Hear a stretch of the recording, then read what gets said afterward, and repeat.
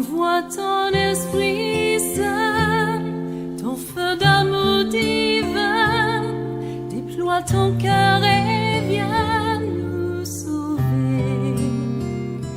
Délivre-nous de nous, délivre-nous de tout, ceux qui refusent en nous de t'aimer. Du sang de ton agneau, déverse en nous le flot des abondantes eaux de ton pardon. Viens inonder nos vies, restaure-nous, guéris ton Église.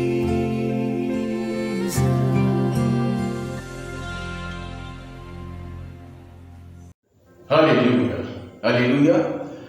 Alors cette nuit-là, je priais, j'étais en train de méditer sur cette situation et de regarder ce que j'avais fait pour cette jeune dame que j'aimais bien, qui s'en est allée dans les bras d'un autre. Pendant 2 ans, et le Seigneur me dit de tenir, et je tiens, je prie. Moi, si jeune, je dis Seigneur, pourquoi aujourd'hui attendre une femme? Le Seigneur dit que mon serviteur, je te dis, attends, elle viendra. Et ce jour-là, je n'en pouvais plus en réalité. Ce jour-là, je ne pouvais plus en réalité. Je me suis levé, j'ai dit Seigneur, Seigneur, je ne peux plus. Parce que, regarde, une voix me dit, moi aussi. Et alors, lorsque je me mettais à citer chaque chose que j'ai faite pour elle, j'attendais moi aussi. Je dis ça, j'attends moi aussi. Je dis ça, j'attends moi aussi. Je suis étonné, je disais, mais qu'est-ce qui faisait ça? Pourquoi? Je savais que c'était le Seigneur qui me parlait, mais j'ai dit, Seigneur, mais pourquoi tu fais ça? Il dit, mais moi aussi. Il dit, mais toi aussi, quoi? Il dit, mais ce que tu as fait, je l'ai fait. Il me dit, mais ce que tu as fait, je l'ai fait également. Mais tu l'as fait également. Comment? Je ne comprends pas, Seigneur, situe-moi. Et le Seigneur me dit, mais tu pries pourquoi aujourd'hui? Pourquoi tu jeûnes? J'ai dit, Seigneur, je jeûne pour que tu puisses nous aider dans cette situation dans laquelle nous sommes. Le Seigneur me dit, pourquoi tu pries pourquoi exactement? Je dis, non, que tu as dit que tu allais nous abandonner. Tu allais quitter cette nation. Alors je prie que tu ne quittes pas cette nation et qu'il demeure avec nous. Il dit, c'est ce que tu me demandes? J'ai dit, oui, c'est ce que je te demande. Et le Seigneur me dit, mais pourquoi ce que tu me demandes, toi-même tu n'arrives pas à le faire? Je dis, mais Seigneur, je ne comprends pas de quoi tu parles. Mais le Seigneur me disait alors, qu'est-ce que tu disais dans ton cœur? Tu dormais, tu t'es réveillé et tu as commencé à parler, tu lui disais quoi? J'ai dit, non Seigneur, je parle de cette jeune dame-là. Mais je ne comprends pas, c'est toi qui me dis de rester. Mais regarde toi-même. Il dit, Seigneur, regarde. Je dis, Seigneur, regarde toi-même. Regarde. Regarde tout ce que j'ai fait. Et le Seigneur me dit, mais moi aussi. Il dit, mais Seigneur, tu as fait quoi? Il dit, je l'ai fait. Ce que tu as fait, je l'ai fait pour ma fiancée. Il dit, mais ta fiancée, qui est ta fiancée? Il dit, l'Église, c'est ma fiancée. C'est alors que je me suis rendu compte en réalité que je n'étais pas dans des fiançailles normales. Que le Seigneur m'avait mis dans un plan, comme un piège dans lequel je suis tombé. Moi, je voulais simplement me fiancer avec elle. Simplement. Je voulais simplement me fiancer. Mais je ne voulais pas rentrer dans une situation du Seigneur. Et c'est vrai que depuis toujours, c'était là mon problème. Et comme je le dis souvent, jusqu'à aujourd'hui, je le dis toujours, que moi, mon problème, ce n'est pas le diable, c'est Dieu. Dieu même sait que je l'ai toujours dit. C'est parce que moi, j'obéis à Dieu. Et cette situation-là, j'ai souffert dans cette situation-là. Pas parce que je voulais. C'est Dieu qui m'a dit.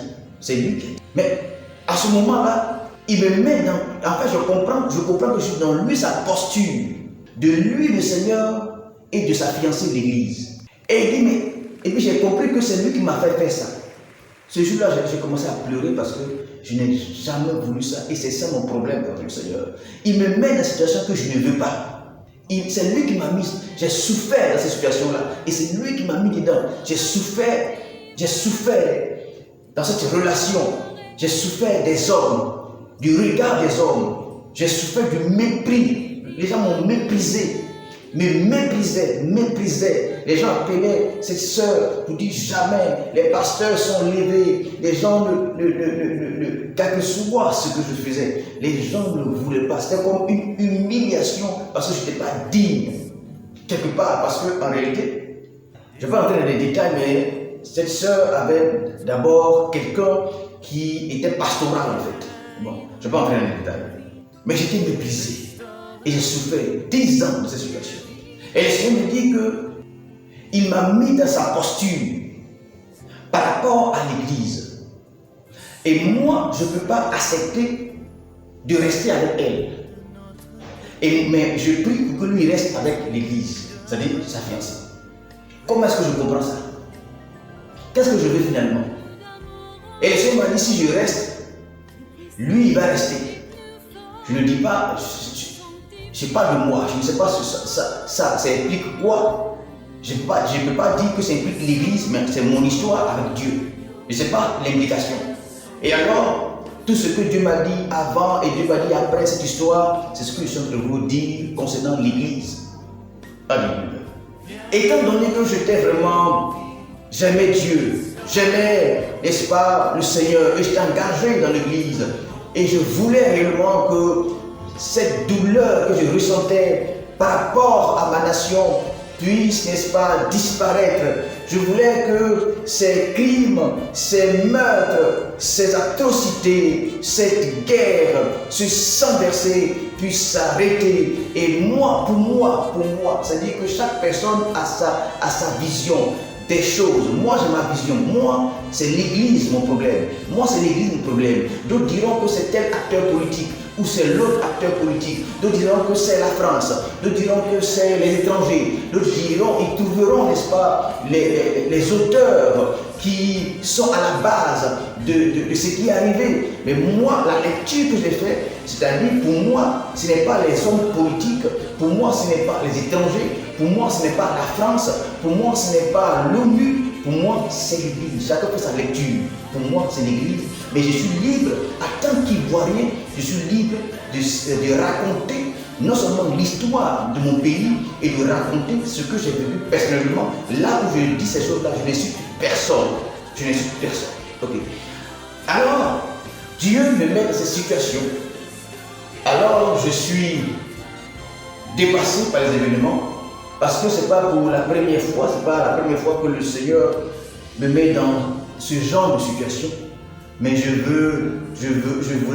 pas pour en sortir, mais pas pour demeurer, n'est-ce pas, dans cet état de choses. Alors je commençais à pleurer et je dis, Seigneur, alors j'attendrai que cette femme arrive. J'attendrai qu'elle arrive, conformément à ta parole. Je pense que j'étais peut-être la première année. Donc, jeune, j'espère mes fiancés. Elle est partie.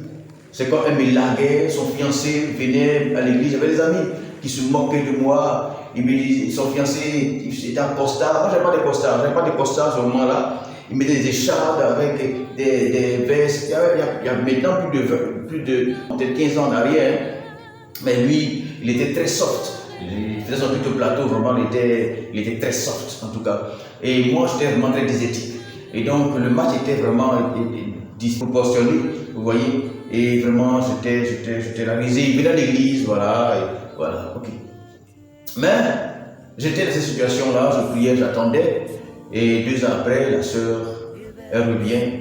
Étant donné que le Seigneur a dit, j'accepte encore la sœur parce que là, je suis dans une vision, n'est-ce pas, du Seigneur. Et le Seigneur m'a dit, si tu persévères, n'est-ce pas, je t'écouterai et je persévérerai, je serai là et je vais t'exaucer par rapport à ta nation. Alors j'ai continué. J'ai parlé de l'histoire de Béhanzin et je disais que en réalité, Béhanzin n'était pas envoyé par Dieu. Et je ne suis pas ici pour jeter le discrédit sur ces hommes de Dieu, je dirais ces honorables, c'était de Dieu que Béhanzin va citer. Mais quand tu as le discernement, il faut comprendre ce que le diable fait. Béhanzin a fait l'un des plus grands mal à l'Église. Ce n'est pas le Saint-Esprit qui l'a envoyé. Parce que le but était de frapper l'Église, de frapper des têtes et de disperser, n'est-ce pas, le troupeau de Dieu. Et c'est ce que Béhanzin a fait. Et c'est vrai que ce sont les brebis qui sont partis, beaucoup de brebis sont partis de communautés. Béhanzin était un fou. Il faut connaître les ruses que Satan utilise pour déstabiliser l'Église. Il faut connaître. Je ne dis pas forcément que toutes les personnes qu'il a citées sont forcément innocentes. Mais je regarde la chose dans sa globalité et je fais un discernement du serviteur de Dieu. C'est-à-dire quand Dieu fait quelque chose, la fin pour le peuple de Dieu est constructive. La fin vous construit le peuple de Dieu. Mais ce que Béhanzin a fait ne construit pas le peuple de Dieu, ça détruit le peuple de Dieu. Voici comment il faut apprécier les choses. Béhanzin est du diable, car lui, Béhanzin, fustigeait les hommes de Dieu qu'il dit sont allés le voir, mais lui-même, son crime, lorsque vous regardez cette vidéo, quelqu'un qui dit se repentit, il pleure sur ce que lui a fait. Il ne sourit pas. Quelqu'un qui se répand, la Bible dit qu'il y a de la joie dans le ciel lorsqu'on se répand. C'est une parenthèse que je fais, parce que j'ai parlé de Dieu. Je ne suis pas ici d'attester ce que Béhanzin a dit. Je ne dis pas également que ce qu'il racontait ne se faisait pas dans l'église, mais seulement les hommes qu'il a cités. C'est pas vrai. Et lui-même n'était pas dans le plan de Dieu. C'est le diable qui l'a envoyé. Et parmi ces personnes dont il parle, lui-même est le plus grand criminel parce que c'est lui qui les a envoyés. Donc en réalité, si on comptabilise tous ces bébés tués, toutes ces choses qu'il leur a demandé, c'est lui le responsable, premier. Et pour un chrétien, il regrette et il pleure pour les crimes qu'il a fait. Un véritable chrétien qui se répand n'expose pas les autres, c'est pas vrai. Un véritable chrétien qui se répand du mal qu'il a fait aux gens, il n'incrimine pas les autres. Ça, c'est pas vrai.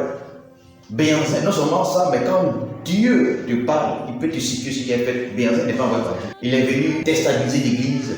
C'était encore une plaie, n'est-ce pas, dans notre église pour la fragiliser afin que le royaume du diable puisse avancer dans cette période trouble de notre église. Au-delà de nous-mêmes, notre amour, n'est-ce pas, pour le matériel, pour l'argent, qui était caractérisé par la naissance, n'est-ce pas, de l'évangile de prospérité qui battait son plein pendant que le diable envoie ses hommes pour agir. Le diable envoie ses pasteurs. Quand les pasteurs, c'est pas, ce sont les marabouts, les occultes, les mystiques, se sont ligués contre nos nations et les pasteurs font prodada. C'est à ce moment même là que eux-mêmes là, ils prêchent la prospérité, ils montent les vestes, les voitures, ils payent les clés, et puis ils font les bruits des voitures, et vraiment c'était un grand scandale.